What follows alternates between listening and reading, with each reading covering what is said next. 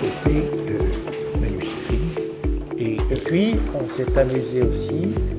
Il l'avait présenté comme un vaisseau, comme un paquebot, c'est-à-dire ce qui a été fait. Finalement, on y est. Et je me souviens quand j'ai présenté il craignait qu'en ouvrant les portes... Moi, j'en garde des bons souvenirs. On s'était fait des connexions. L'essentiel, c'était les petits conseils. Les petits conseils réunissaient... Les thématiciens, c'est leur métier de sortir des idées nouvelles. Par exemple, la Vetus Latina du reste des Alpes. Qu'est-ce que tu fais là, petit mangeant? Et le tir de là. Un grand lien avec la recherche et avec les chercheurs notamment.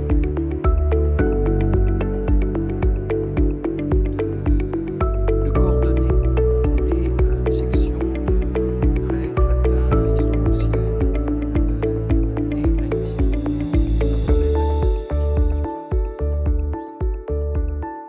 Bonjour monsieur.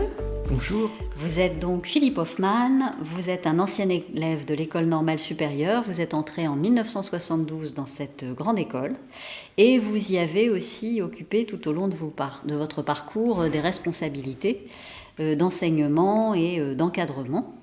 Et pour toutes ces raisons, pour votre présence sur le long cours, même s'il y a eu des interruptions, mais sur le long cours dans cette école, nous avons tenu à vous joindre aux personnalités susceptibles de nous parler et de l'école et de Pierre Petit-Mangin. Que pouvez-vous nous dire d'abord de votre choix d'entrée à l'ENS ?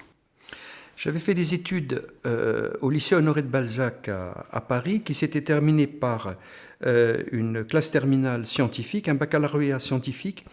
Et jusqu'au dernier moment, j'avais hésité entre une classe préparatoire scientifique et une classe préparatoire littéraire. Et puis, le hasard de conversation avec des condisciples fait que j'ai finalement choisi d'entrer en Hippocagne, et j'ai été admis au lycée Henri IV, où j'ai passé 2 années à la fois difficiles et très heureuses, à la suite desquelles je suis entré j'ai passé le concours de l'école normale en 1972, et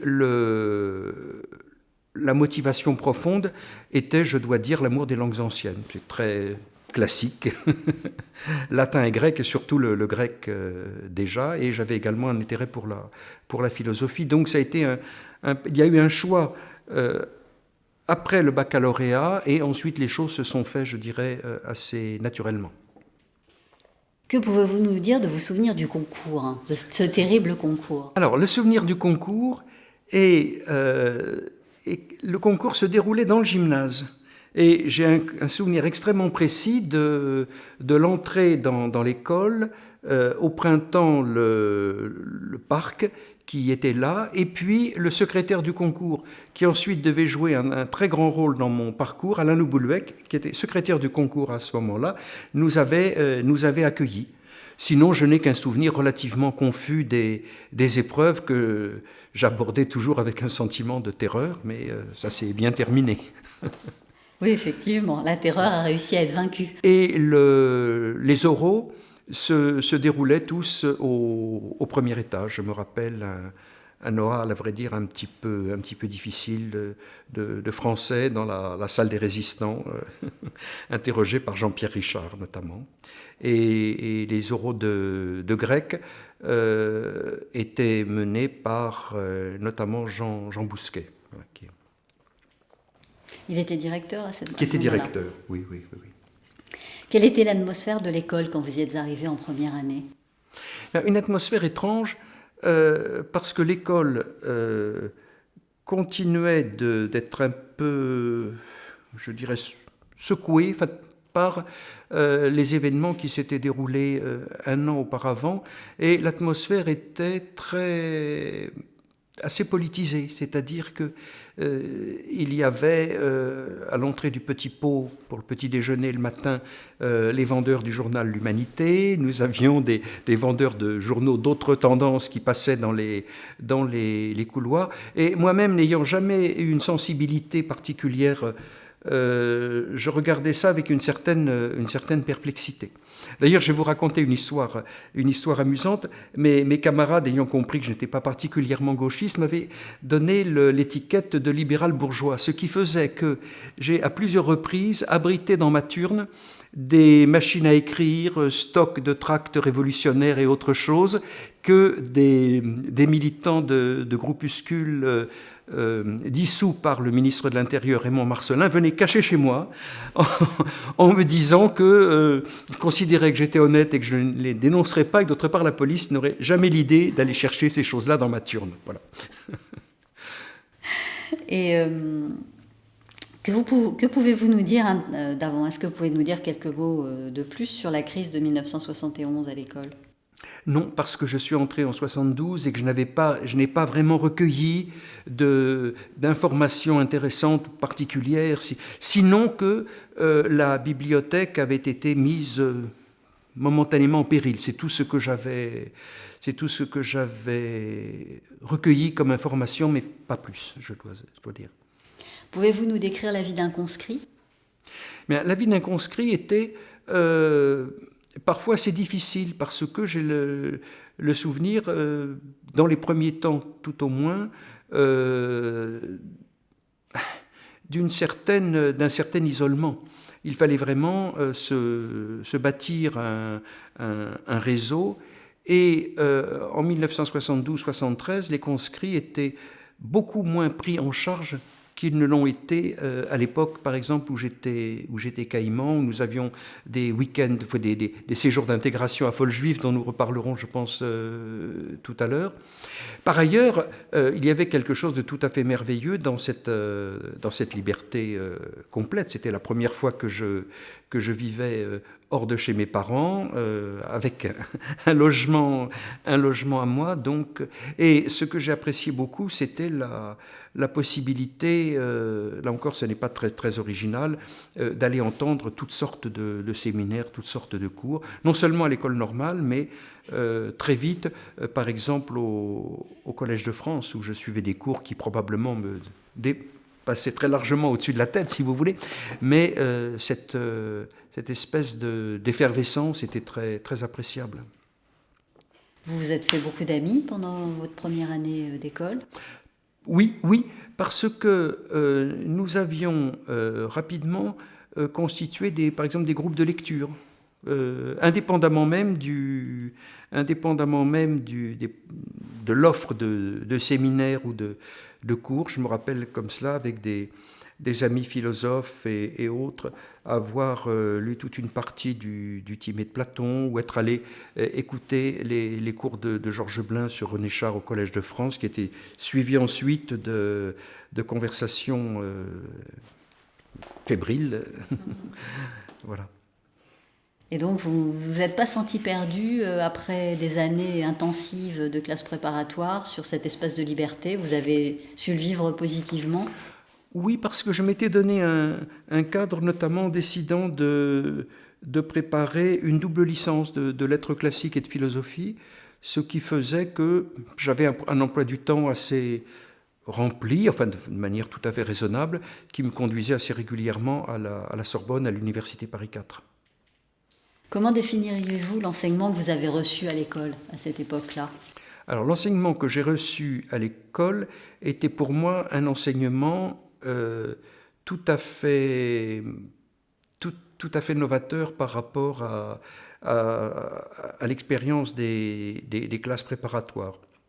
L'atmosphère des classes préparatoires, je l'ai plutôt retrouvée lors de la préparation de l'agrégation, mais les séminaires suivis de manière totalement libre en première et deuxième année représentaient à chaque fois des coups de sonde dans des domaines que je ne connaissais guère ou pas du tout.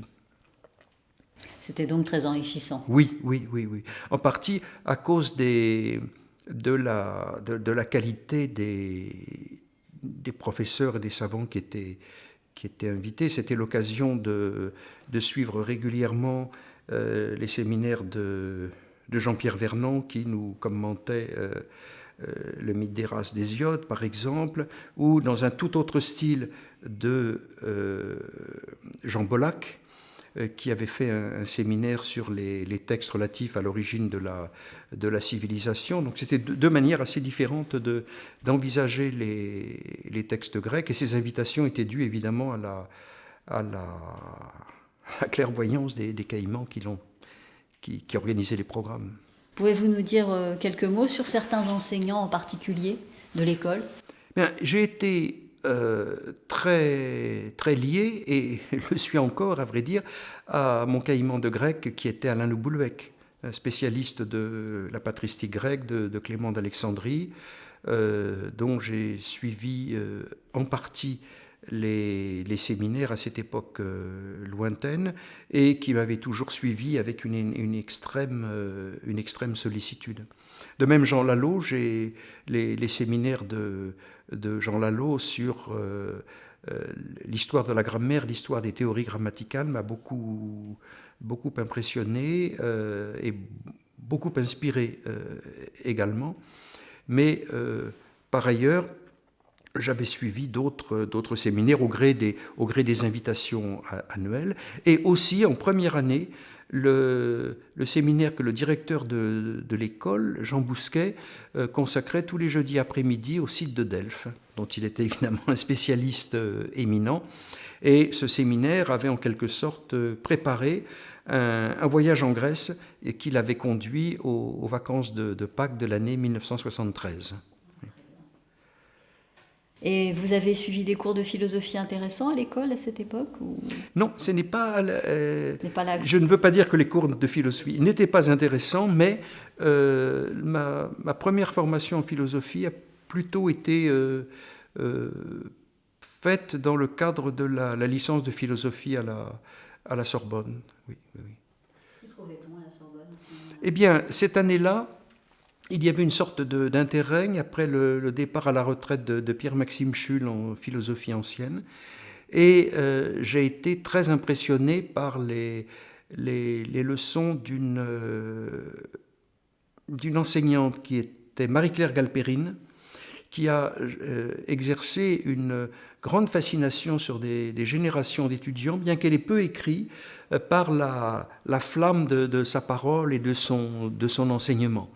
Et elle nous avait elle avait donné cette année-là, c'était l'année 1972-73, des leçons sur l'atomisme de Leucippe et Démocrite, mais aussi Épicure, sur le Timée de Platon, sur d'autres thèmes encore qui étaient liés à la pensée cosmologique grecque. Et ensuite, j'ai noué des relations assez intenses avec elle autour du philosophe néoplatonicien dont elle était spécialiste, Damascius, et auquel elle m'a introduit. C'est un exemple très intéressant, assez antique si vous voulez, de transmission orale. Madame Galperine avait un verbe tout à fait impressionnant, tout à fait habité. Elle faisait ses cours sans notes, après s'être recueillis pendant des heures et des journées. Et tous les étudiants qui ont suivi ces cours à Paris 4 ont été extrêmement impressionnés. C'était aussi une femme qui avait une énorme culture littéraire. Elle m'a souvent reçu chez elle et nous avons parlé de littérature française. Les plus belles leçons que j'ai pu avoir en littérature française sur Saint-Simon, Balzac, Claudel, Proust, c'était à elle que je les dois. Elle était la petite fille de Léon Bloy. Elle avait participé à l'aventure de la création des cahiers Claudel et avait de l'intérieur, si vous voulez, une connaissance de la littérature française qui... si j'ose dire, c'est la personne qui, dans ma formation, a joué le plus grand rôle en matière de littérature française, même si ce n'est pas une voie que j'ai ensuite suivie. Où suiviez-vous vos cours en dehors de l'ENS, donc à la Sorbonne ? À la Sorbonne, j'ai suivi au Collège de France pendant au moins 2 ou 3 ans l'enseignement de Michel Foucault. Je me rappelle très bien les leçons qu'il a données lorsqu'il préparait son livre « Surveiller et punir », qui est un livre que j'ai toujours beaucoup aimé, beaucoup fréquenté.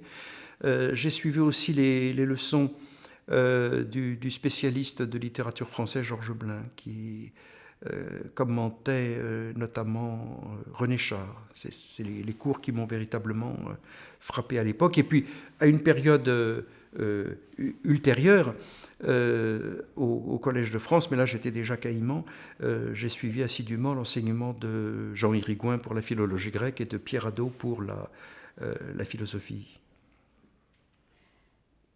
Comment vous avez trouvé que les enseignements que vous avez suivis à l'école étaient d'un bon niveau? Vous n'avez pas été déçu? Parce que certains de nos témoins ont été très déçus, d'autres ont été très enthousiastes. Donc, il m'est difficile de... Je n'ai pas suivi beaucoup de cours, mais je les ai suivis avec une certaine assiduité. Et évidemment, je ne peux que dire que l'enseignement que donnait par exemple Alain Le Boulouec, le séminaire de Jean Lallot, le séminaire d'archéologie et d'épigraphie de Jean Bousquet m'ont vraiment comblé. Donc je n'ai pas de réserve du tout sur ce point. Quelle est votre géographie personnelle de l'école? Quels ont été vos lieux de sociabilité? Mes lieux de sociabilité, à l'époque, c'était le Pau. C'est-à-dire que je conserve une grande nostalgie de l'ancien Pau, où l'on se retrouvait à table à une heure régulière, et je dois avouer être un peu perdu dans la nouvelle configuration. Ça, c'est un...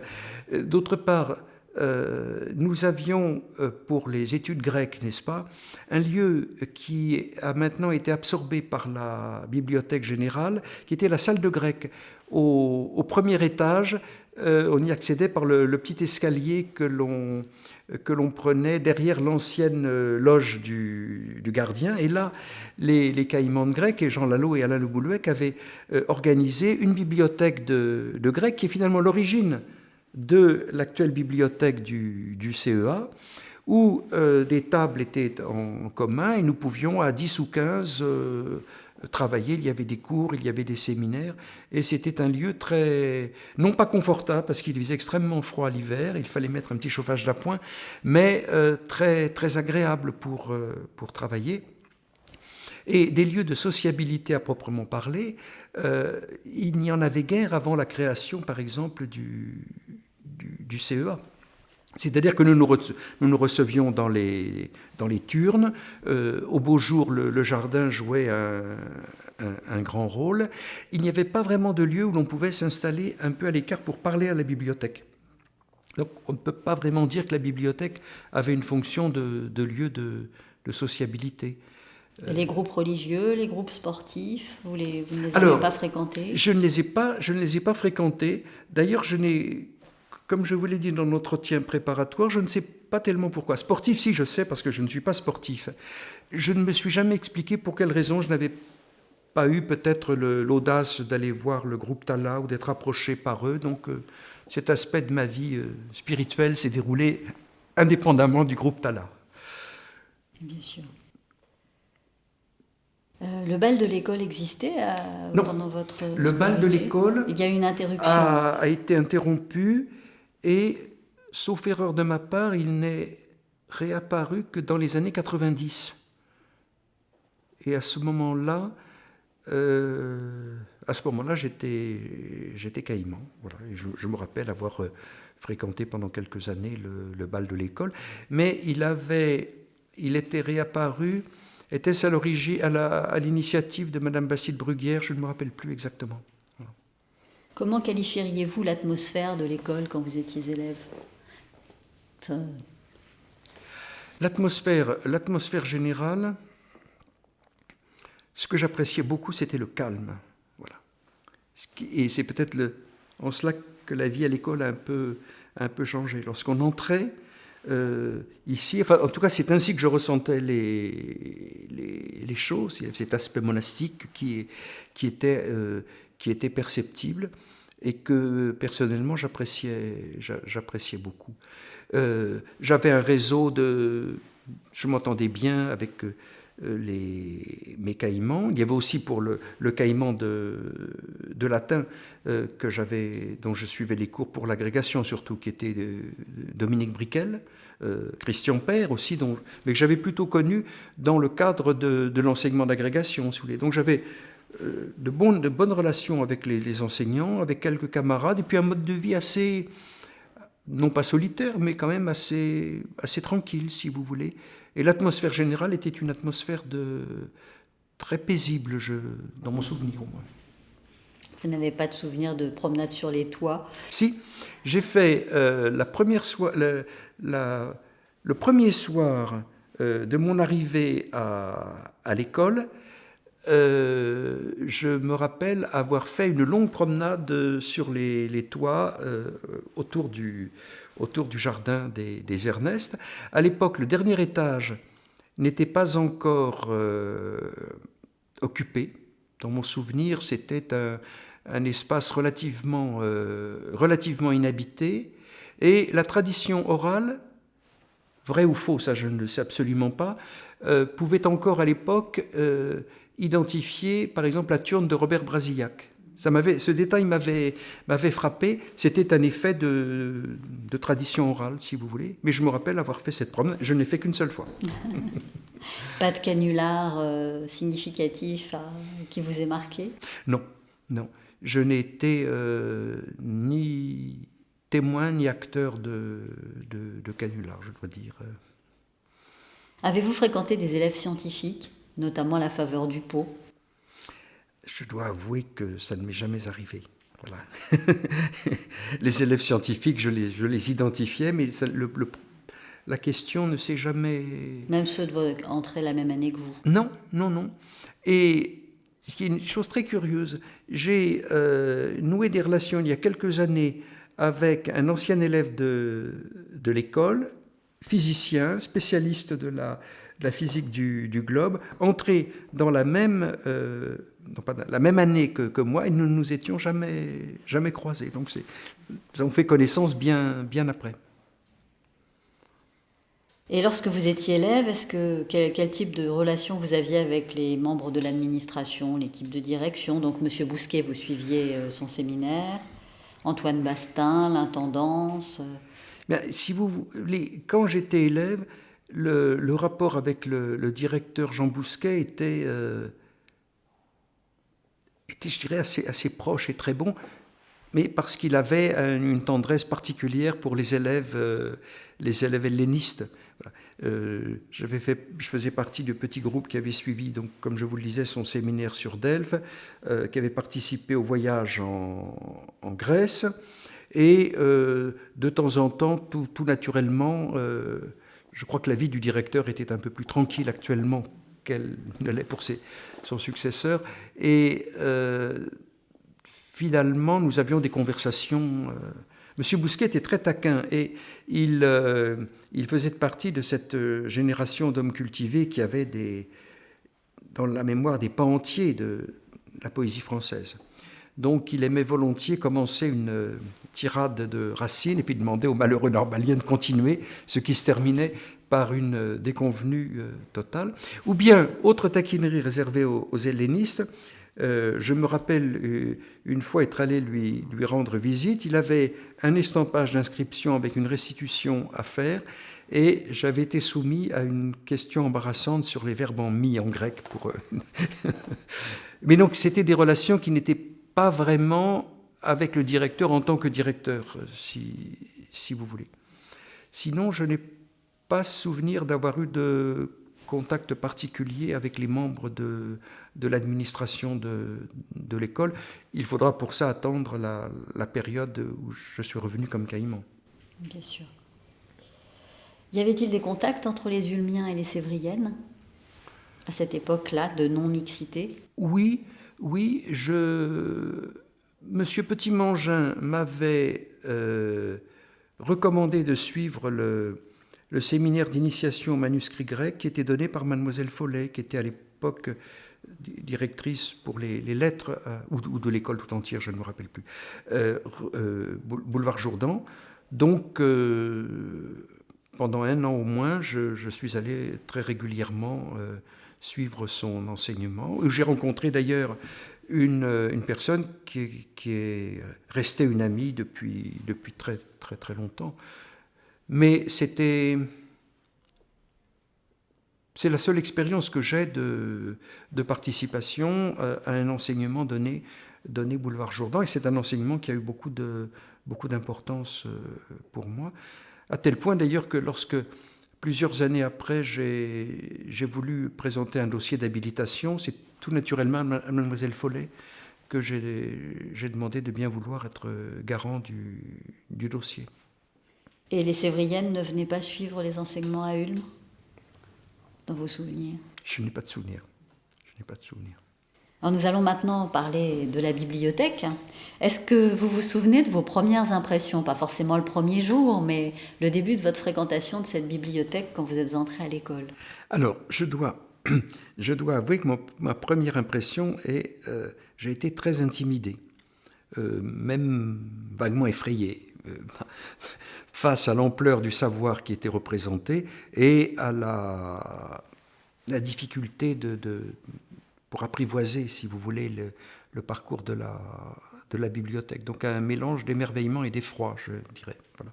Est-ce que, en entrant dans cette salle historique où le parquet grince, déjà rien que ça devait être très impressionnant de se déplacer dans la pièce, est-ce que l'accueil qui vous a été fait a été sympathique? Est-ce qu'on vous aidait volontiers? Oui. On répondait à vos questions? Madame Boulez, Mademoiselle Kretzoy? Oui, j'ai toujours trouvé que Madame Boulez, Mademoiselle Kretzoy étaient tout à fait disponibles, et j'ai toujours été très aimablement accueilli, oui. Et est-ce que vous avez eu une visite pour les conscrits lorsque vous êtes arrivé, pour vous initier un peu à ce terrible système de cotes, pour vous aider à vous y retrouver? Il y a eu une visite, oui, mais je dois avouer ne pas me rappeler le détail. Je suis sûr que la visite a été faite sous la houlette de M. Petit-Mangin. Je me rappelle l'explication du système des cotes, mais cela se perd maintenant et cela est recouvert notamment par le souvenir d'autres visites auxquelles j'avais participé comme caïman, donc je ne m'y retrouve pas tellement. Je comprends. Vous avez beaucoup fréquenté la bibliothèque, j'imagine, pendant votre scolarité? Oui. Et M. Petit-Mangin avait fabriqué des outils de recherche, parce qu'effectivement, avant l'informatisation, les fichiers papier, ça devait être assez compliqué, on s'y retrouvait, mais pour s'initier à un domaine d'une discipline en particulier, je crois savoir qu'il avait confectionné des fascicules recensant les ouvrages les plus importants dans chaque domaine. Oui. Et est-ce que ces outils, vous les utilisiez? Ces outils étaient extrêmement utiles. Je les revois encore matériellement. Ils étaient sur un pupitre au bout de la salle 2. Et ils permettaient effectivement de s'orienter dans des pans entiers du savoir, de la recherche. Et c'est ainsi qu'est né le guide de l'épigraphiste. Il y en avait un aussi qui initialement était parallèle au document sur l'épigraphie et qui était consacré aux manuscrits. Manuscrits latins, manuscrits grecs. Et ces fascicules ont joué, je trouve, un grand rôle, en tout cas parmi les élèves pratiquant les études classiques. Car dans mon souvenir, ils étaient surtout utiles pour les antiquisants, qu'ils soient historiens, littéraires ou philosophes. Et je serais fort curieux de savoir ce que sont devenus ces documents qui ne sont plus accessibles actuellement, mais je pense qu'ils doivent être archivés parce que ce sont des pièces importantes de l'histoire de la bibliothèque. D'ailleurs, Pierre Petit-Mangin sollicitait les caïmans intéressés par la vie de la bibliothèque ou bien les normaliens les plus savants pour l'aider à enrichir ces fascicules. Croisiez-vous beaucoup M. Petit-Mangin lorsque vous fréquentiez la bibliothèque en tant qu'élève? Très fréquemment, parce qu'il il circulait régulièrement dans la bibliothèque, parfois avec des dossiers de recherche sous le bras, et sans importuner du tout les lecteurs, il est évident qu'il s'intéressait beaucoup aux travaux, aux recherches des uns et des autres, et ce qui m'a toujours frappé, c'était la connaissance qu'il avait notamment dans les domaines qui lui étaient les plus proches, des travaux menés par les élèves, les anciens normaliens, le corps enseignant. Donc il était pleinement utilisateur de sa propre bibliothèque et en relation avec les lecteurs. C'est le point sur lequel la bibliothèque a un peu tangué certaines années. Alors, il a sans doute été plus proche, j'imagine, des étudiants latinistes que des étudiants hellénistes, mais est-ce que vous avez eu l'occasion d'échanger pendant que vous étiez élève avec lui ou... Bien, je sais qu'il s'était intéressé à mes études, au niveau à partir de la maîtrise notamment, et nous avons toujours eu des échanges intellectuels, à cause notamment d'un commun amour des manuscrits. Donc le lien entre manuscrit latin et manuscrit grec était assez naturel, mais cela s'est évidemment considérablement renforcé quand moi-même je suis devenu caïman. Bien sûr. Donc vous êtes revenu, vous êtes parti de l'école pour aller à la BNF. Oui. Pendant 4 ans. 4 ans, et ensuite vous êtes revenu caïman à l'école. Pas tout de suite, parce que il y a eu une année d'enseignement secondaire où j'étais professeur de collège après une tentative infructueuse pour entrer au CNRS. Donc je suis allé enseigner dans un collège au nord de Paris, et le caïman de grec Alain Le Bouluec ayant été élu directeur d'études à l'école pratique des hautes études, m'a fait en quelque sorte la courte échelle pour devenir moi-même agrégé répétiteur. Voilà. Donc, après ces 4 années de bibliothèque nationale et une année d'enseignement, je suis arrivé ici comme agrégé répétiteur en 1983, je crois. Tout à fait.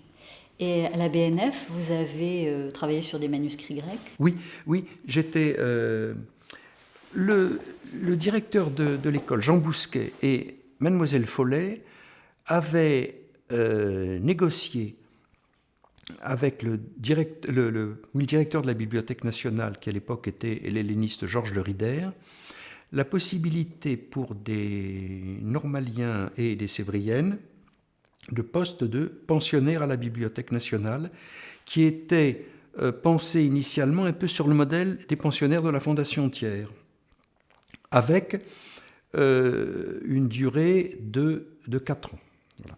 Et j'ai fait partie de la première promotion des pensionnaires de la Bibliothèque nationale. Ce sont des postes qui ensuite ont changé de dénomination, on les appelle maintenant chargés de recherche documentaire, et la liste des bibliothèques accessibles s'est considérablement élargie. Mais à l'époque, il s'agissait seulement de la Bibliothèque nationale rue de Richelieu. Et à ce moment-là, j'ai été affecté au catalogue grec du département des manuscrits, où j'ai passé 4 années de bonheur absolu aux côtés de l'helléniste Charles Astruc, et j'ai passé toutes mes journées, toutes mes semaines au milieu des manuscrits grecs à la Bibliothèque nationale, et à ce qui a nourri parallèlement les rapports avec Pierre Petit-Mangin, qui venait de temps en temps, nous en parlions. Voilà. Et est-ce que les manuscrits dont vous vous occupiez à la Bibliothèque nationale ont permis de nourrir votre travail de thèse ? Oui. C'était Vous travailliez quelques heures pour la bibliothèque et par ailleurs, oui, vous travailliez à votre thèse. C'est ça. Et j'y passais mes journées entières, ce qui fait que la distinction entre mon travail de thèse et le travail que je faisais par ailleurs n'était parfois pas d'une clarté absolue, si vous voulez. Et c'est à la fin de ces 4 années donc que j'ai un peu enseigné en collège, à la suite de quoi je suis arrivé ici. Mais les années de Bibliothèque nationale ont vraiment été des années d'apprentissage et de très riche expérience de recherche. Oui. Est-ce que vous pouvez nous parler de ce retour justement en tant qu'agrégé répétiteur? Vous étiez à peine plus âgé que les élèves que vous aviez à encadrer. Quel effet ça vous a fait, si jeune, de venir enseigner dans cette école où vous aviez été élève si peu de temps auparavant? C'est-à-dire que d'abord, j'ai été très étonné par la chance que ça représentait. Donc, une conjonction d'astres, si vous voulez, qui faisait qu'effectivement, très jeune, je suis revenu à l'école. Effectivement, je n'étais pas très différent des élèves. Et comme je vous le disais tout à l'heure, le caïman grec était régulièrement sollicité pour être secrétaire du concours. Et lors du premier concours, donc c'était au printemps de l'année 1984, je suis allé porter des volumes de la collection Teubner à la demande des interrogateurs du jury de grec. Et au moment où je suis sorti de la salle, il y avait un malheureux candidat qui, pensant que moi-même venais d'être interrogé, m'a demandé alors comment t'ont-ils accueilli et je l'ai rassuré en disant qu'ils étaient très gentils.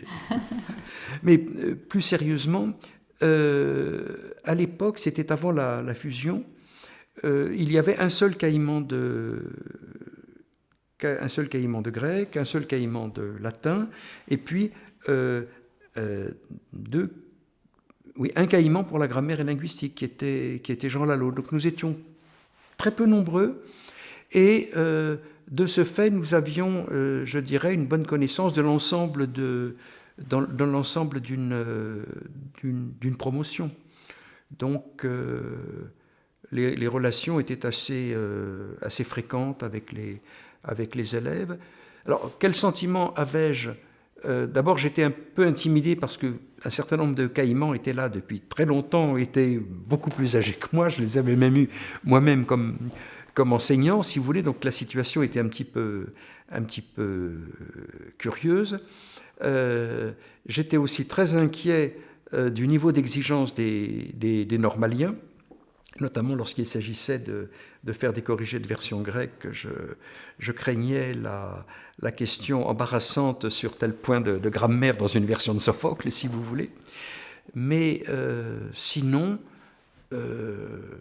les conditions de travail étaient exceptionnelles, c'est-à-dire que j'avais ce que je n'ai plus jamais retrouvé ensuite, c'est-à-dire un grand bureau où je pouvais mettre des livres, recevoir des gens, travailler aussi longtemps que je le voulais au calme, la proximité de la bibliothèque, la possibilité de parler avec des collègues. Donc les conditions de travail étaient déjà quelque chose de tout à fait extraordinaire.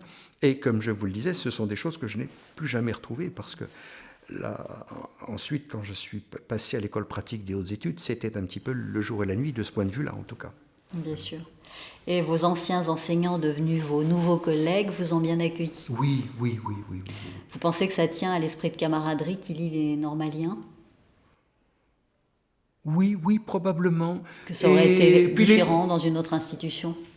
Aussi, je dirais que ça tient aussi à la qualité, à la simplicité des personnes. Je dirais que ça s'est fait tout naturellement avec quelqu'un comme Jean Lalo, que je vois moins maintenant, mais Dominique Briquel, que je rencontre assez régulièrement. Donc les choses se sont faites très simplement, oui. Je pense que Jean Lalo a été un petit peu dans le même cas de figure que vous. Je crois qu'il a été très jeune caïman à l'école. Oui. Donc du coup, je pense qu'effectivement, Oui. il pouvait se retrouver un peu dans votre expérience, en fait. Donc vous êtes devenu maître de conférence en 88 pour le grec, et vous êtes devenu ensuite sous-directeur du laboratoire SDGE, de 93 à 97. Oui. Qu'est-ce que ça veut dire SDGE? Alors, sous-directeur en tout cas, de grands établissements. Ah d'accord, c'était votre statut. C'est un corps qui était assimilé aux professeurs de deuxième classe qui existait à l'école normale, au muséum, dans d'autres grands établissements, et que l'on appelait poétiquement un corps en voie d'extinction. C'est-à-dire que je crois qu'on a attendu tranquillement que les gens aillent dans d'autres établissements ou partent à la retraite pour éteindre ce corps. Et cette promotion m'avait été accordée, enfin l'école m'avait demandé d'être candidat sur ce poste, au moment, dans mon souvenir, où Madame Bastide-Bruguière m'avait chargé de coordonner les sections de grec, latin, histoire ancienne et linguistique, avant même la création architecturale du CEA. Voilà. C'était un pré-projet. Oui. Le tout début étant un mot ou un appel téléphonique de la directrice me demandant de mettre un peu d'ordre dans la préparation du programme d'agrégation, des programmes de l'année, et puis ensuite l'engrenage fait que je suis devenu responsable de ce que l'on appelait le Centre d'études anciennes. Voilà. Et en fait, ce statut en voie d'extinction, c'était celui de M. Petit-Mangin, oui. Et de Christian Père aussi. Christian Père, voilà. Et il y avait probablement un ou deux autres postes du même type dans l'école scientifique, oui. Mais j'ignore l'origine de ces postes. Et donc, vous êtes devenu responsable du Centre d'études anciennes. Qu'est-ce qui a décidé de la création de ce Centre d'études anciennes ? C'était une évolution de l'école. Parce que lorsque je suis arrivé en 1983, l'école fonctionnait un peu comme c'était un petit peu une agora de démocratie à la grecque, si vous voulez, où tous les caïmans étaient égaux, ce qui était très sympathique. Et le directeur de l'époque, qui était Georges Poitou, avait été un peu effaré parce que c'était une assemblée un peu turbulente. Et l'idée très rapidement a germé d'organiser l'école en départements, avec évidemment corrélativement la construction d'une sorte de hiérarchie des fonctions, de manière peut-être à limiter le nombre d'interlocuteurs de la direction. Mais là, je ne suis pas dans les secrets de la direction, donc c'est ce que je reconstitue. Et dans l'école littéraire, les deux premiers secteurs à avoir été ainsi organisés sont d'une part les sciences sociales et le CEA, je ne sais pas selon quelle chronologie. Et cela a été lié au fait que tout cet espace-là correspondait avant à 2 appartements de fonction qui ont été supprimés, restructurés. Derrière vous, il y avait une porte qui donnait directement sur le jardin, sur le parc, et dont on voit encore le perron d'ailleurs, la porte étant condamnée.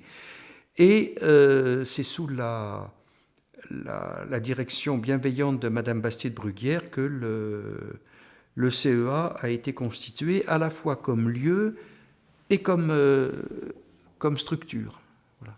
Jusqu'à ce que la structure compétente à l'école normale devienne le département des sciences de l'Antiquité plus de 10 ans après. On ne pourrait pas comparer, du coup, le CEA à un centre de recherche dans un département. Le département n'existait pas encore. Il n'existait pas, voilà. D'accord. Et le CEA est l'origine de la dénomination, et c'est un calembour de Pierre Petit-Mangin dans cette même salle. Lorsque, discutant de diverses questions très matérielles, comme la couleur de la peinture et toutes ces choses-là, quelqu'un, était-ce Madame Bruguière, je ne me rappelle pas, a dit « Mais comment est-ce que nous allons appeler cet endroit ?» Et pour une raison bien compréhensible, Pierre Petit-Mangin a dit « Tiens, CEA, voilà. » Vous avez enseigné la paléographie grecque également ? Oui, alors mon enseignement a porté d'une part sur le cours de version grecque d'agrégation, le cours de thème étant confié à un enseignant extérieur, Patrice Cauderlier à l'époque, je commentais tous les ans un auteur d'agrégation, en général l'auteur grec d'époque impériale ou tardive, et si possible philosophique. Et puis, dès mon arrivée ici, j'ai créé l'enseignement de paléographie grecque parallèle à l'enseignement que Pierre Pentimangin dispensait depuis de très nombreuses années. Voilà. C'était dû au fait que mes travaux de thèse, le passage à la Bibliothèque nationale, m'avaient aussi communiqué la passion des manuscrits et des écritures grecques. Mais c'est un enseignement qui a toujours été assez, vraiment, un enseignement d'initiation, hein, où j'apprenais essentiellement à lire les manuscrits de manière à rendre les normaliens capables de déchiffrer toutes sortes de documents depuis la fin de l'Antiquité jusqu'aux livres imprimés de la Renaissance. Et puis, en fonction de l'intérêt et des dispositions des interlocuteurs, je pouvais, comment dirais-je, aller un petit peu plus vite et introduire d'autres types de formation en matière d'ecdotique ou bien d'histoire de la culture. Le but souvent était de leur donner un apprentissage leur permettant ensuite de suivre les enseignements plus poussés évidemment qui sont ceux de l'école pratique des hautes études. Et c'est à cette occasion que les liens se sont considérablement renforcés avec Pierre Pentimangin et aussi à cette époque avec un collègue qui est aussi un ami, François Bérard, et d'où les fameux voyages paléographiques. Alors si vous voulez bien nous raconter ces voyages. Voilà. Alors ces voyages, ce qu'on appelait les voyages paléographiques, qui se sont déroulés pendant plusieurs années, qui étaient organisés par donc, Pierre Pentimangin, François Bérard et moi-même, consistaient tous les printemps. La durée variait selon le budget dont nous disposions, à nous rendre dans une ville ou dans une région où l'on pouvait accéder à des fonds de manuscrits, souvent latins, parfois grecs, des fonds également archéologiques ou épigraphiques. Donc nous avons ainsi organisé des voyages dans de nombreux endroits. Je pense à Orléans avec l'IRHT, les manuscrits de Fleury. Nous avons organisé des voyages à Lyon, Lyon, Vienne, Saint-Romain-en-Galles, et nous sommes à plusieurs reprises allés à l'étranger. Il y a eu des voyages mémorables à Heidelberg, où nous avons là évidemment des manuscrits, et où il y a eu une visite inoubliable dans la forêt sous la pluie pendant un week-end de Pentecôte du Limès romain avec les archéologues et historiens de l'université de Heidelberg.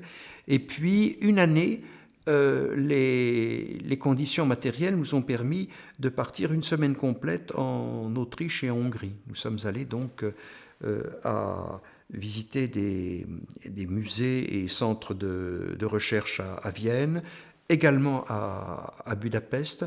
Donc, une autre année, c'est bien fait un voyage extrêmement intéressant à Metz, Trèves et Arlon en Belgique. Cette fois-ci, la dominante était vraiment latine et romaine, puisque nous étions allés au pays des Trévires. Et je crois que ces voyages paléographiques se sont déroulés pendant à peu près une dizaine d'années peut-être. Je ne me rappelle plus exactement, mais ils ont joué un très grand rôle dans la construction de la communauté du Centre d'études anciennes et dans les relations entre les élèves. Et notamment, nous essayons à chaque fois d'associer le plus possible des élèves étrangers. Et récemment encore, l'un d'eux, devenu maintenant enseignant-chercheur, m'a rappelé le souvenir, le très bon souvenir qu'il avait d'un voyage paléographique fait ainsi. Mais évidemment, ça demandait un certain travail de préparation. C'était, voilà. Il fallait voir le budget dont vous disposiez, Oui. trouver la destination qui y correspondait, le projet pédagogique. Oui. Ça devait être effectivement une très grosse Oui. préparation. En même temps, c'était très intéressant parce que ça conduisait aussi à écrire aux collègues qui seraient des contacts sur place pour organiser les visites. Et en ce qui me concerne, étant donné qu'il y avait toujours un fort aspect latin, j'ai appris plein de choses en écoutant, mais parce que c'est très agréable de pouvoir être pendant plusieurs jours de suite avec ses collègues, alors que le mode de vie un peu dispersé de Paris ou d'un établissement comme celui-ci fait que parfois on ne se parle que brièvement. Vous n'avez pas eu de logement de fonction, vous, ici? Non.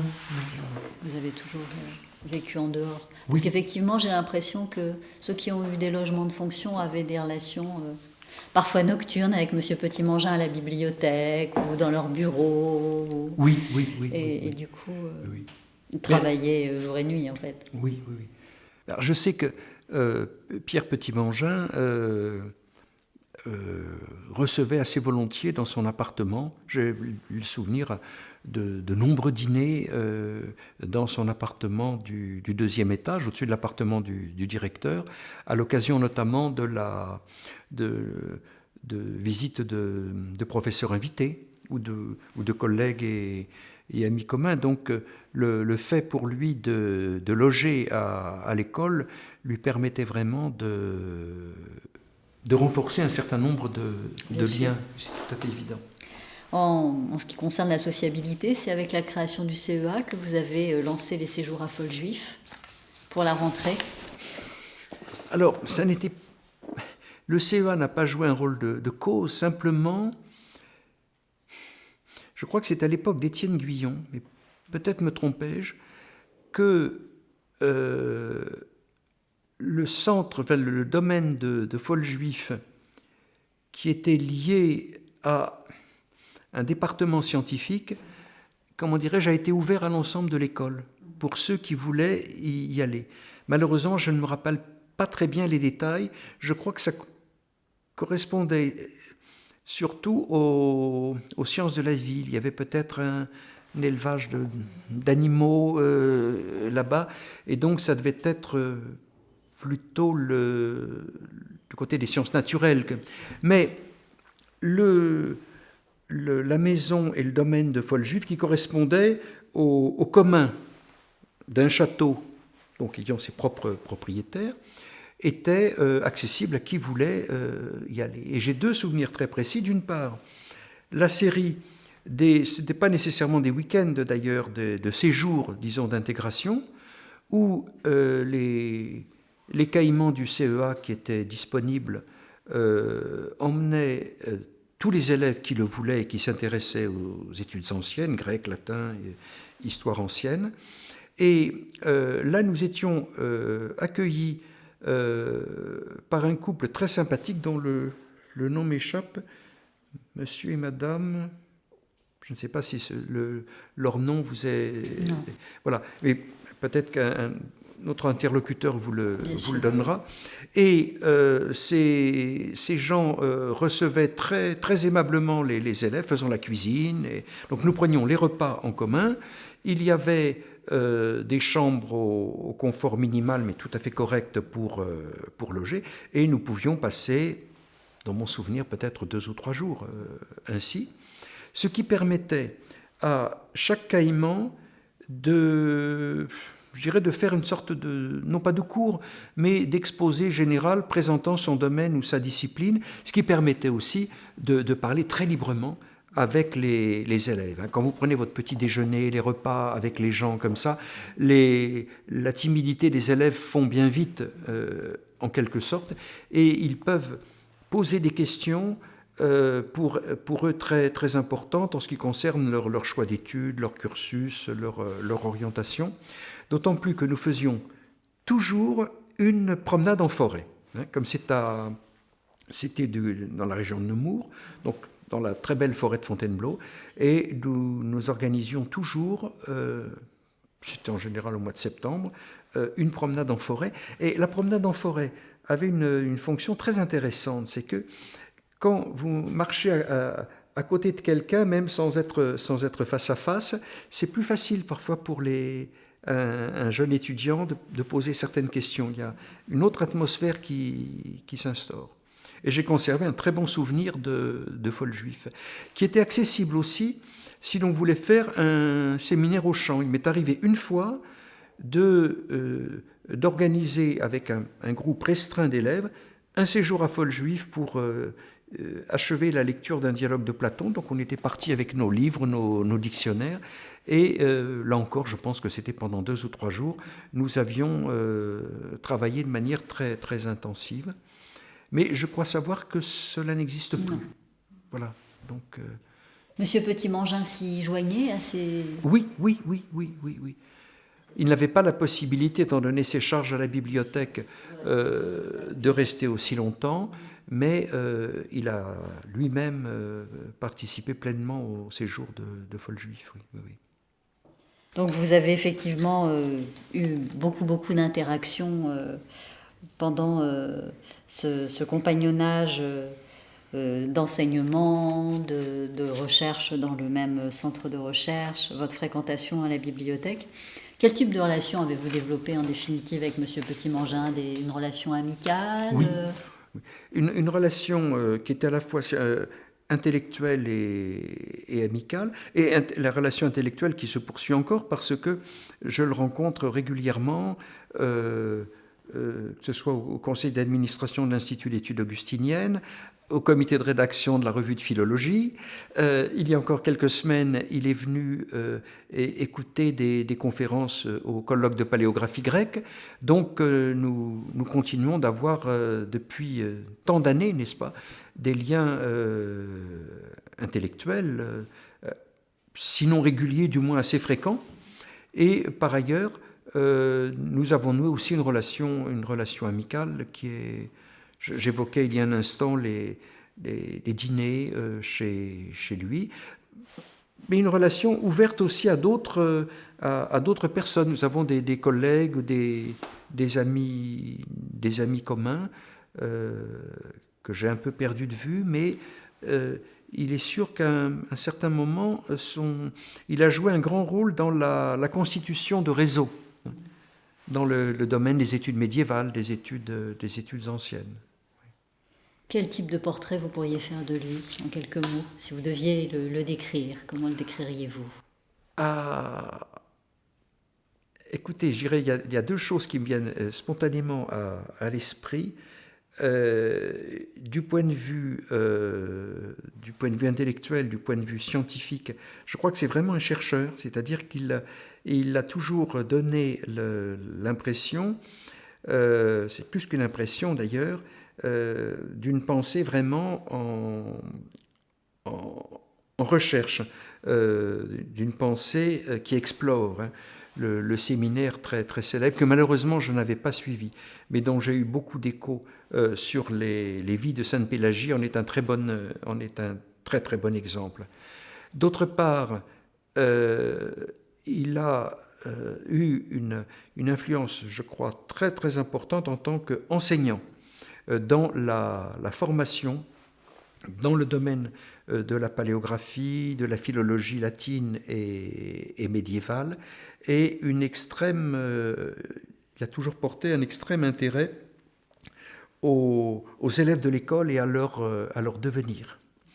Et par ailleurs, étant donné sa position très particulière à l'école, et comme toute institution dans une école, il y a des tensions, ça a toujours été un artisan de paix. C'est-à-dire que ce qui la leçon qu'il peut donner, c'est effectivement un type de comportement paisible, mais au sens vraiment pacifique, au sens propre du... Pacificateur. Pacificateur au sens propre du terme, alors même que nécessairement dans une institution, parfois l'harmonie ne règne pas. Bien sûr, c'est un équilibre qu'il faut recréer en permanence. Oui. Il se voit, lui, essentiellement comme un bibliothécaire, mais de votre point de vue, il ne faut pas minorer la place qu'il a eue en tant qu'enseignant. Et il a été aussi très important comme enseignant et chercheur. Très important comme enseignant. Dans la communauté. Oui, et je crois que c'est ainsi maintenant, mais je peux témoigner vraiment que pendant toute la période où j'étais responsable du CEA, Pierre Petit-Mangin était considéré comme un enseignant de latin à part entière. À travers son séminaire hebdomadaire de paléographie latine, et également par sa participation assez régulière à des comités, ce qu'on n'appelait pas des comités de sélection à l'époque, mais des commissions de spécialistes pour les recrutements d'enseignants-chercheurs.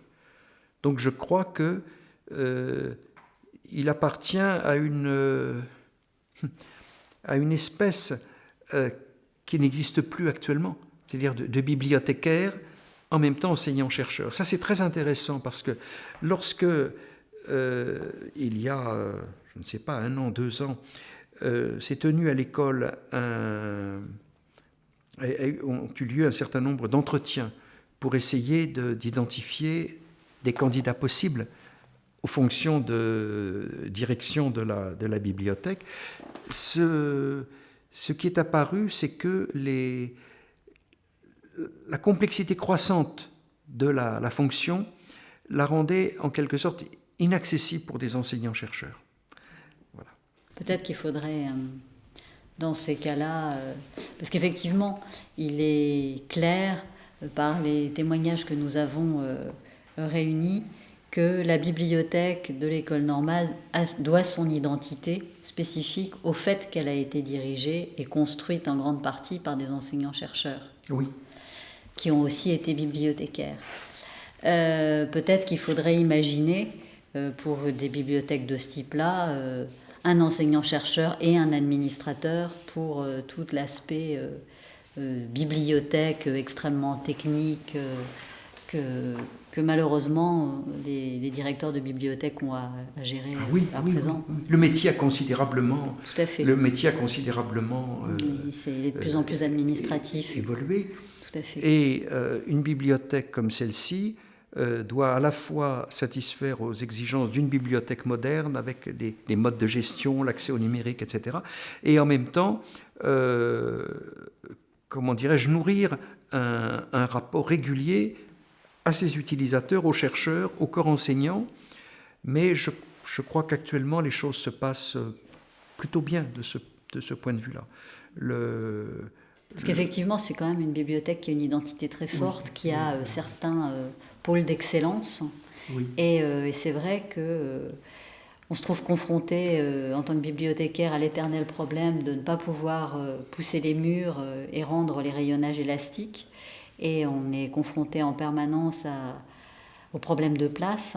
Et c'est vrai que, du coup, on est très travaillé par l'idée de se dire que vont devenir ces pôles d'excellence si on n'a plus la place pour accueillir les ouvrages de référence qui sont publiés couramment. Est-ce qu'il faut aussi mettre en magasin des collections que les normaliens ont l'habitude de consulter régulièrement? C'est vraiment c'est des questions cornéliennes, en fait. Oui. Il y a déjà des comment dirais-je, certaines collections, certaines revues qui sont passées des rayons aux réserves. Bien sûr.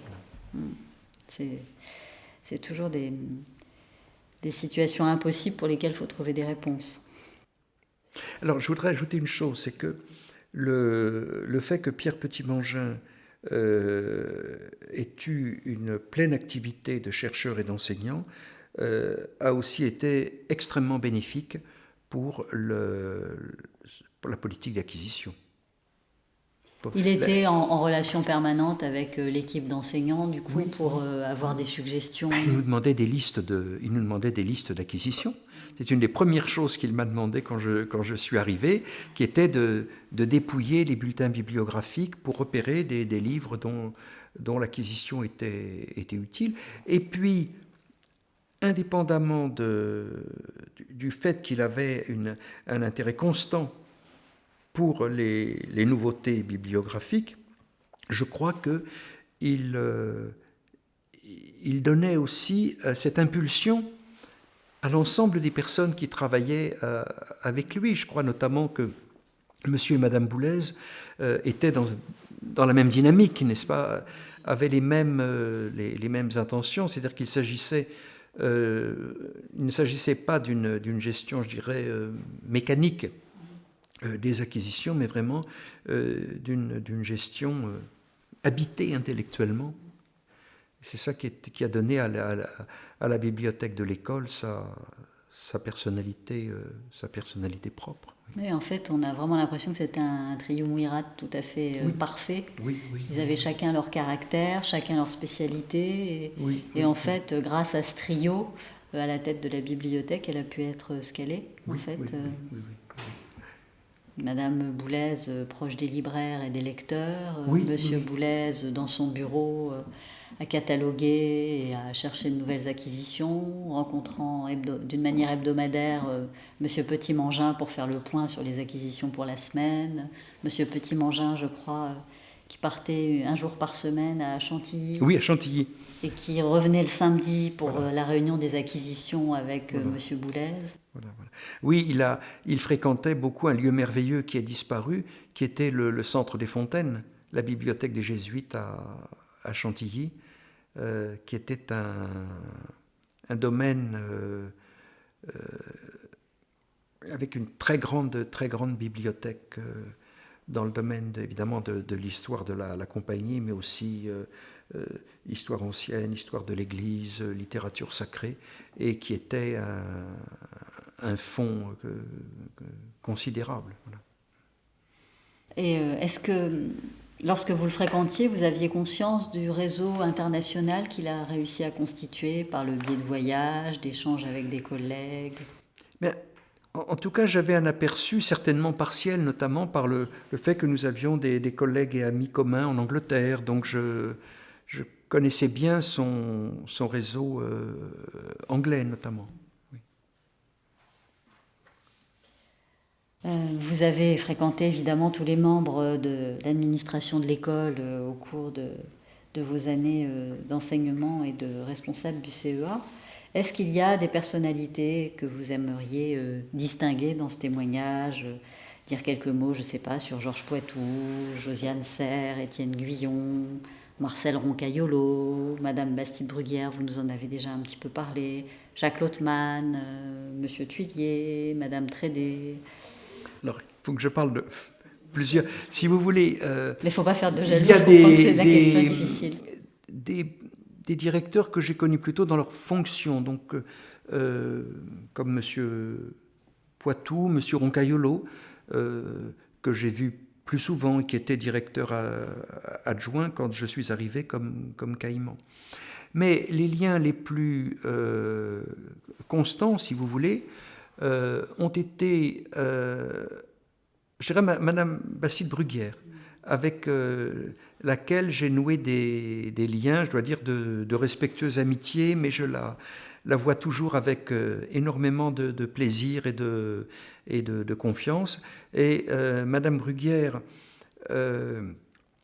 dont le père avait écrit un livre sur Proclus, avait une fibre particulière pour les études grecques, et elle a joué un rôle vraiment déterminant dans la construction, l'aménagement du CEA, jusque dans les détails matériels. Je vous disais tout à l'heure que ce qui est frappant, c'est que tant d'années après la mise en place du CEA, même l'état matériel est encore vraiment plutôt bon, et cela est dû à l'extrême soin que Madame Bruguière avait pris à suivre les travaux. Et par ailleurs, elle, comme directrice, elle avait une connaissance parfaite des élèves, du corps enseignant, et je dois dire que j'ai le souvenir d'avoir travaillé avec beaucoup de plaisir avec elle. De même avec Jacques Lottmann, que j'ai toujours beaucoup apprécié, en partie à cause de la facilité des rapports avec lui. C'était quelqu'un avec qui on pouvait parler très, très carrément, et c'était au fond des rapports simples et toujours chaleureux. Et puis avec Étienne Guyon, nous avons noué une relation intellectuelle parce que à une certaine époque, je me suis intéressé à des questions d'histoire de la physique quantique autour des théories du mélange. Et ça correspondait évidemment sur un registre tout à fait différent aux préoccupations d'Étienne Guyon, mais dans la perspective de la physique contemporaine, si vous voulez. Et il m'a bourré de questions, m'a demandé des lectures, etc. Et nous avons, pendant pas mal de temps, eu des échanges, ma foi, très intéressants, qui m'ont aussi beaucoup appris. Sinon, je dois évidemment mentionner les noms de Jean-Paul Thuillier et de Monique Trédé. Monique Trédé, je la connaissais depuis très très longtemps parce que lorsque je suis arrivé comme caïman, les deux écoles étant encore séparées, l'un des premiers conseils que m'avait donné mon prédécesseur Alain Le Boulleuec était de me dire: il faut absolument que tu donnes toutes les informations sur nos cours et séminaires à Madame Trédé à l'école de Sèvres. Et donc j'ai pris l'habitude de lui communiquer toutes sortes d'informations.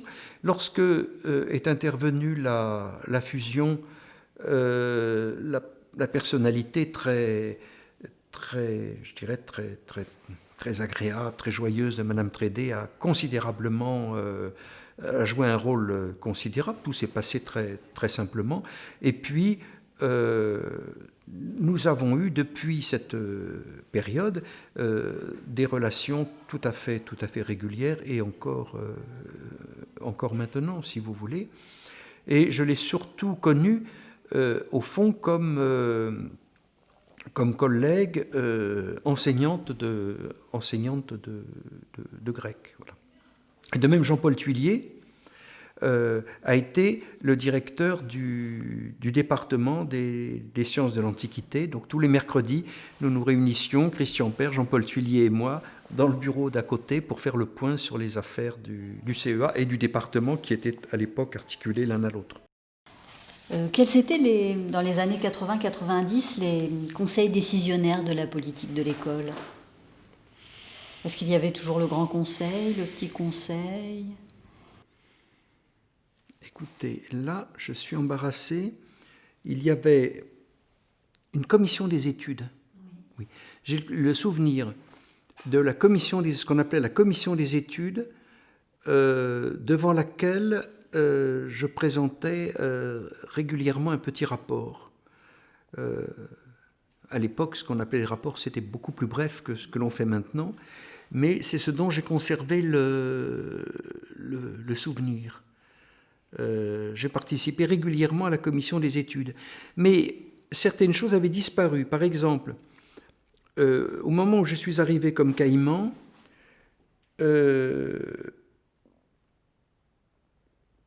le directeur, monsieur Marcel Roncaiolo, recevait qui voulait le voir le jeudi en fin de matinée. Et puis cette pratique a disparu. C'est-à-dire qu'on est passé, je crois, enfin, ce que je vais dire n'est peut-être pas très précis, d'un système où l'école avait ses conseils propres, si vous voulez, à un État qui était plus conforme aux habitudes générales, conseil d'administration, conseil scientifique. Et moi, la seule chose dont j'ai eu vraiment l'expérience, c'est la commission des études, où l'on faisait des rapports très concrets sur la vie pédagogique, les problèmes de formation. Et par ailleurs, je n'ai pas conservé beaucoup de souvenirs des autres conseils. Il m'est arrivé d'y siéger, d'être invité, mais je dois dire que je n'ai conservé de souvenirs précis que des commissions des études, que j'aimais bien d'ailleurs parce qu'on parlait vraiment de questions tout à fait précises liées à la formation des élèves. Vous êtes beaucoup engagé dans l'enseignement et vous nous avez dit lors de notre entretien préliminaire à quel point vous avez aimé enseigner. Oui. Oui, je n'ai jamais eu de regret finalement de ne pas être devenu uniquement chercheur. Oui. Et je dois dire que la vie à l'école normale avec les différents enseignements, mais aussi les relations que je pouvais avoir avec les élèves m'a beaucoup apporté. Je crois que j'ai profondément aimé, mais encore maintenant, profondément aimé enseigner. Et le cadre de l'école était véritablement parfait pour cela. Il m'est arrivé au début, après je n'ai plus tellement eu le temps de le faire, mais de recevoir dans mon bureau des élèves pour lire des textes, passer du temps à déchiffrer des dialogues de Platon, des textes de ce type. Mais ça, c'est une constante de ma vie professionnelle, vraiment un très grand amour du cours ou du séminaire. Maintenant, je ne fais plus guère que des séminaires, bien sûr. Oui. Monsieur Petit-Mangin nous justifiait sa longévité d'enseignant à la qualité aussi de l'auditoire qu'il a eu. En fait. Oui. Il nous a dit si les élèves n'avaient pas été aussi intéressants et excellents, je n'aurais peut-être pas eu envie de continuer aussi longtemps. Bien, là, évidemment, on est ici dans un milieu où le niveau des élèves ou des auditeurs libres, n'est-ce pas, est très, très exigeant, mais en même temps très gratifiant.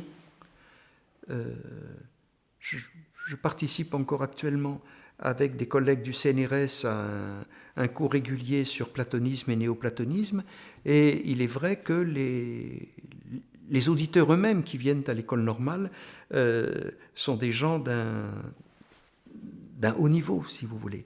Et il est évident que cet horizon d'attente contribue beaucoup au plaisir d'enseigner. Ça, c'est tout à fait évident.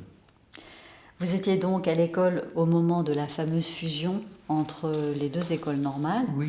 Comment l'avez-vous vécu ?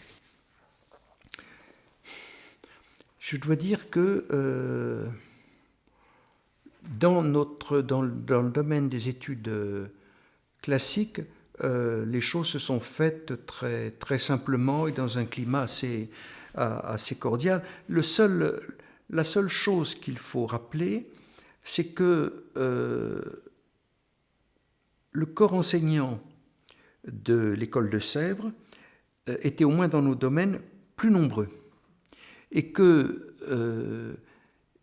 certaines collègues agrégées répétitrices, notamment, ont vu leur position fragilisée à l'occasion de la fusion et ont quitté l'école dans les années qui ont suivi. Donc il y a eu, dans une première étape, une addition, mais ensuite une diminution qui, dans mon souvenir, a surtout affecté les collègues qui n'étaient pas maîtres de conférence, donc qui avaient un statut plus fragile, plus précaire, effectivement. Sinon, évidemment, il a fallu donner des cours à tout le monde. On a peut-être diminué un peu le nombre d'intervenants extérieurs, mais je n'ai pas souvenir de difficultés. Tout s'est très bien passé. Oui, dans le domaine des études classiques, tout s'est très bien... Parce que de toute façon, vous entreteniez déjà des relations au préalable. Oui. Comme je vous le dis, j'avais suivi les cours de Mademoiselle Follet. Je connaissais Madame Trédé depuis longtemps, donc il n'y a pas eu de problème particulier. Non. Souhaitez-vous nous parler de votre parcours hors école ? Alors, mon parcours hors école. Tout d'abord, en ce qui concerne mes études, j'ai fait quelques études à l'Université Paris IV, pour la licence de lettres classiques et de philosophie, une maîtrise de philosophie avec un professeur dont j'ai conservé un souvenir éblouissant qui était Pierre Aubinck, qui était vraiment un grand maître des études aristotéliciennes. Et à Paris IV, j'ai su retourner évidemment pour suivre quelques cours d'agrégation. Quand j'ai préparé l'agrégation, je suivais un certain nombre de cours à l'université. Mais surtout, c'est à l'école pratique des hautes études que j'ai vraiment été initié à la recherche dans les deux domaines de la philologie grecque et des manuscrits avec Jean Hirigoyen et de l'histoire de la pensée grecque avec Pierre Hadot, qui, l'un et l'autre, étant devenus professeurs au Collège de France, j'ai suivi leurs enseignements également au Collège de France. Donc je dirais que mon parcours a été assez varié et assez équilibré entre l'université, l'école pratique des hautes études et le Collège de France. Et en tant qu'enseignant, vous avez enseigné à l'école normale et aussi à l'école... À l'école pratique des hautes études, c'est ça. Puisque en 1986, lorsque Pierre Hadot est devenu professeur au Collège de France, j'ai été élu directeur d'études cumulant à l'école pratique et j'ai été élu une deuxième fois sur un poste plein en 1997. Cumulant parce que vous travaillez aussi à l'école normale. C'est ça. D'accord. Voilà. Donc pendant beaucoup d'années, j'ai mené une vie amphibie entre l'école normale et l'école pratique. Et en 1997-98, étant devenu directeur d'études non cumulant à l'EPHE, j'ai continué pendant un an à être responsable du centre d'études anciennes. D'accord. Et ensuite, je n'ai plus conservé de fonction que comme chargé de cours, chargé de conférences pour l'enseignement de paléographie grecque. Voilà.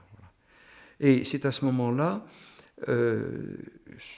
donc de 1998 à 2002, j'ai donné cet enseignement qui s'est interrompu de manière vraiment accidentelle. Et je voudrais profiter de cet entretien pour rappeler un épisode tragique qui est la disparition, le suicide de mon ancien élève Stéphane Dibler, qui était devenu caïman de grec, et avec qui, en 2002, je devais donner le cours de paléographie grecque. Donc, il nous a quittés et, pour des raisons que vous pouvez comprendre, cette année-là, le cours a été suspendu.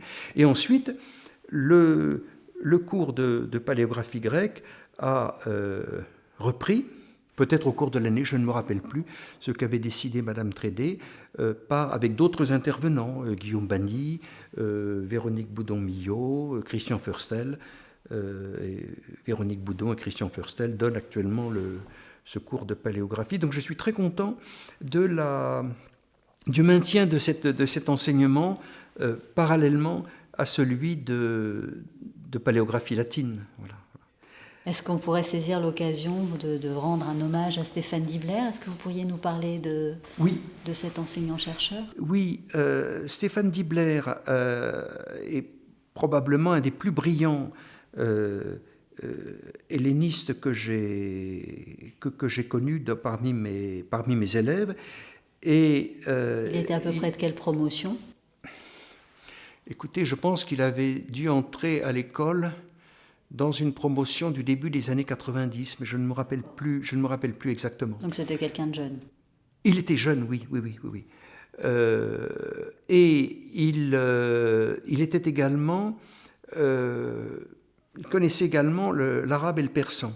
Et il avait également fait des recherches au niveau de maîtrise ou DEA, je ne me rappelle plus, dans le domaine de la rhétorique persane. Il préparait sous ma direction une thèse sur le néoplatonisme tardif, la vie d'Isidore du philosophe Damasius, qui brosse un panorama de la vie philosophique du dernier paganisme des 4e, 5e siècles.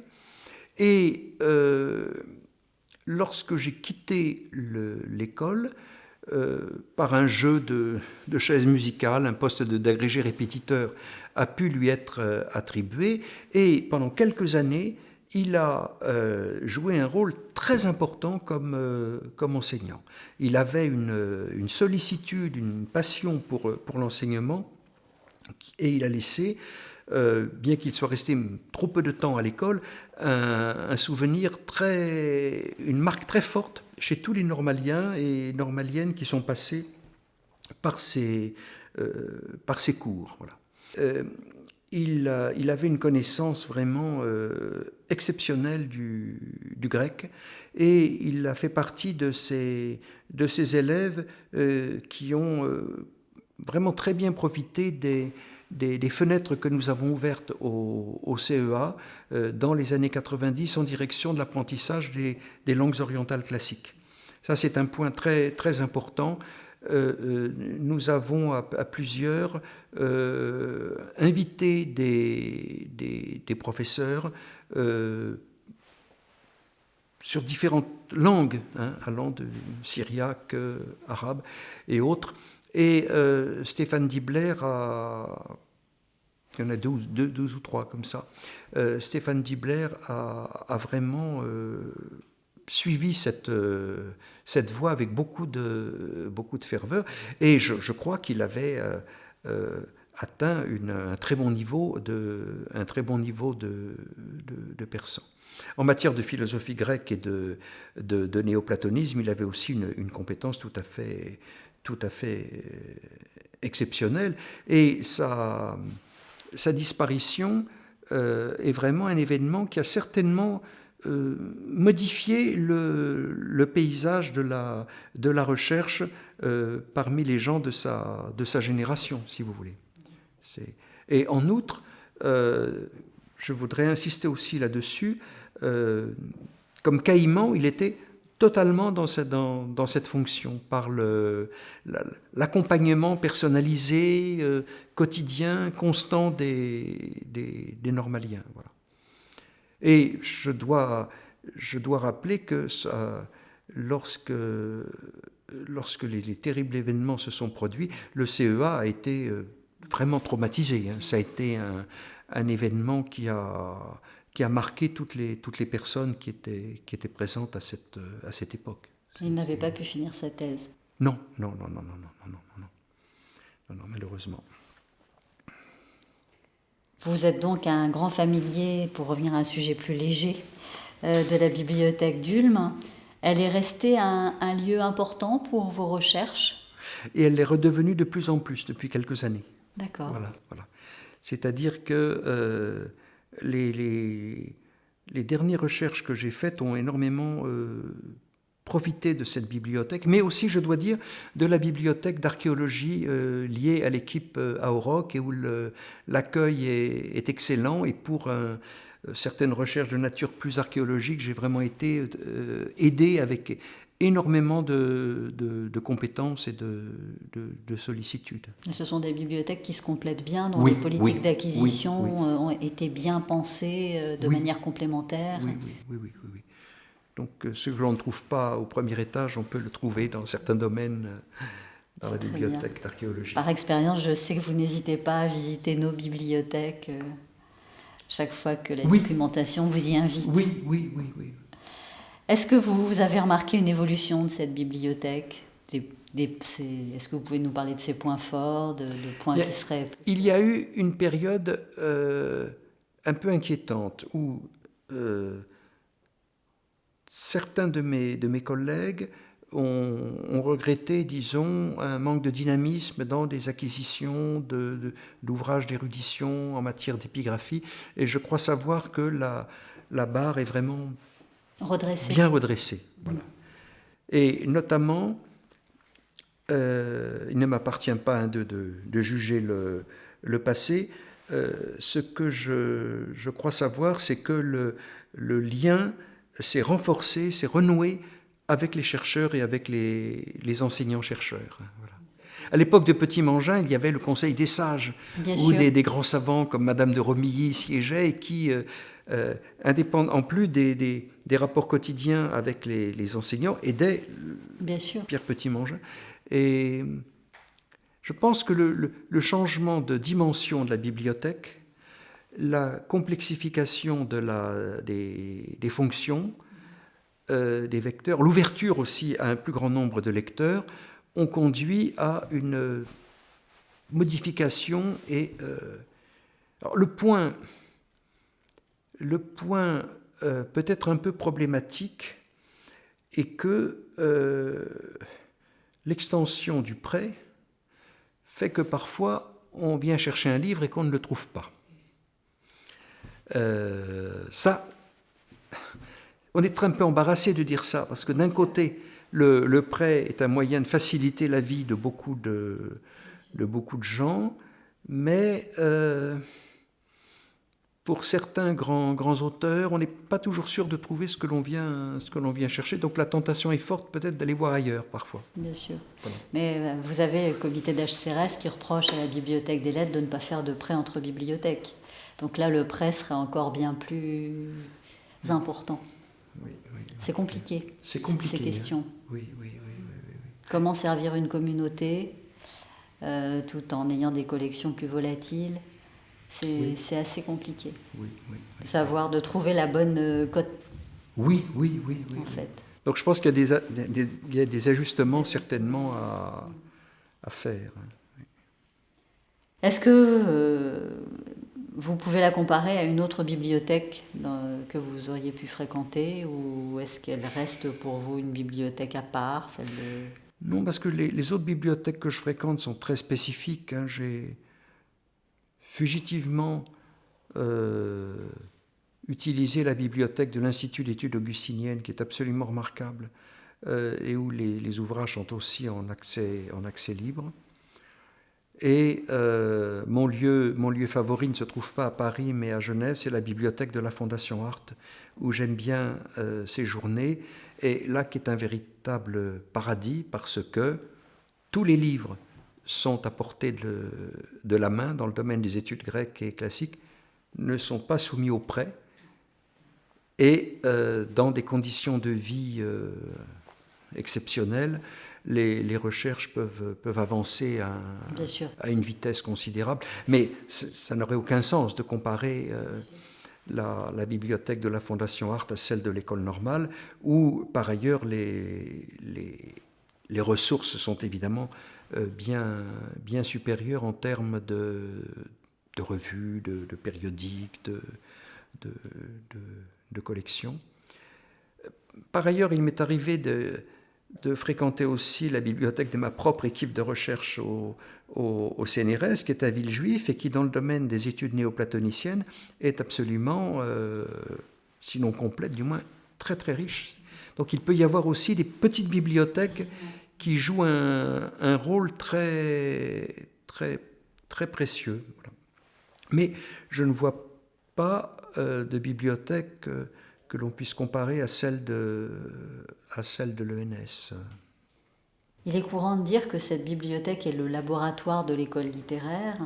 Qu'est-ce que cette expression vous évoque ? Ben, elle évoque deux choses, c'est-à-dire d'une part le fait que c'est un lieu collectif, et plutôt que laboratoire, moi, j'aurais tendance à comparer ça à un terrain pour les ethnologues ou les archéologues, c'est-à-dire que c'est vraiment un terrain, le terrain d'enquête. Voilà. Donc plutôt que laboratoire, je pourrais peut-être cet autre terme, mais mutatis mutandis, il est sûr que structurellement, c'est tout à fait l'équivalent, j'imagine, d'un laboratoire dans les sciences dures. Hein. Voilà. Monsieur Dolbeau nous expliquait que c'était une astuce de Monsieur Petit-Mangin pour obtenir, dans une école où il y avait des laboratoires scientifiques dotés de budgets importants, de faire valoir ce laboratoire des littéraires pour obtenir un budget plus important qu'une bibliothèque universitaire classique. Oui, c'est tout à fait sûr. Et c'est aussi un élément de langage qui s'est répandu dans l'univers de la recherche, puisque les équipes de recherche se qualifient de laboratoire.